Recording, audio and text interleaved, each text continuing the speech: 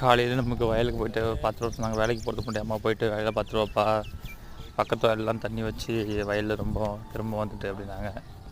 அதனால தான் வயலுக்குள்ளே போகிறேன். அந்த வியூவை பாருங்கள். வயலில் அந்த பருத்தி எவ்வளோ பெருசு வளர்ந்துருக்கு பாருங்கள். நான் உள்ளே போகிறேன், ஏதோ ஒரு காட்டுக்குள்ளே போகிற மாதிரியே இருக்குது. ஏன்னா அவ்வளோ பெருசாக வளர்ந்துட்டு பாருங்கள், எவ்வளோ ஒரு அடர்த்தி ஆகிட்டு பாருங்கள். ஆனால் என்ன ஒன்று, வெடிக்க வேண்டிய கண்டிஷன் அந்த பருத்தி எதுவுமே வெடிக்காமல் இருக்குது. அது மட்டும் தான் எனக்கு மனசு கஷ்டமாக இருக்குது. அது என்ன காரணம்னா, சரியான வெயில் இல்லை, அது இல்லாமல் மழை வந்துடுச்சு அதிகமாக. அந்த மழைனால தான் இப்போ எனக்கு பருத்தி வெடிக்காமல் இருக்குது. இருந்தாலும் பரவாயில்ல, இயற்கையை ஒன்றும் பண்ண முடியாது.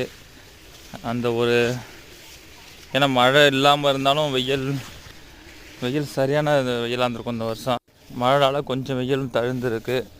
அதனால் ஓகே நண்பர்களே, நமக்கு கடவுள் எது கொடுக்குறானோ அதை நம்ம எடுத்துக்க முடியும். நம்மளால் எதையும் அவ்வளோ உருவாக்க முடியாது. நம்ம உருவாக்கிட்டோம், அதுக்கப்புறம் எல்லாம் இறைவன் செயல். ஓகே நண்பர்களே.